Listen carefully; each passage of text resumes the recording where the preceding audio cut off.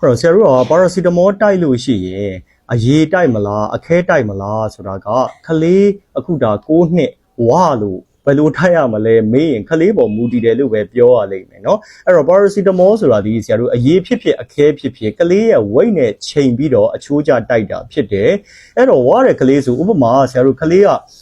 ကီလို30ကျော်ပြီးထားပါတော့ကွယ်အဲ့တော့ကီလို30ဆိုလို့ရှိရင်ဆရာတို့ပါရာစီတမော15နဲ့မြောက်ရတာကီလိုเนาะဆိုတော့450ဆိုတော့အခဲတစ်လုံးစာနီးပါးဖြစ်နေပြီဆိုတဲ့အတွက်ကြောင့်မလို့အရေးမတောက်ချင်ပဲအခဲပဲတောက်ချင်တဲ့ကလေးဆိုလို့ရှိရင်အခဲတိုက်လိုက်တယ်အဲ့ဒါမှအရေးပဲတောက်ချင်သေးတယ်ဆိုလဲအရေးကိုဆရာတို့သူ့ရဲ့အချိုးကြလေးဖြစ်အောင်တိုက်လို့ရတယ်အဲ့တော့သူ့တဝက်ပဲရှိတဲ့ကလေးထားပါတော့เนาะ9နှစ်6နှစ်ဝန်းကျင်လေးတွေ 16kg ရှိတဲ့ကလေးတွေပါရာစီတမောကိုဆရာတို့250လောက်တိုက်ရမယ်ကလေးတွေရှိတယ်လေเนาะဆိုတော့အဲ့တော့250လောက်ကလေးတွေအရေးမတောက်ချင်အခဲပဲတောက်ချင်တဲ့တချမ်းချိုးတိုက်လို့ရတယ်ဒါပေမဲ့ကလေးဆိုတာကအရေးကတိုက်ရတာပို့ပြီးတော့လွယ်တဲ့အဆင်ပြေတဲ့အတွက်ကြောင့်မလို့ဆရာတို့တွေဒီ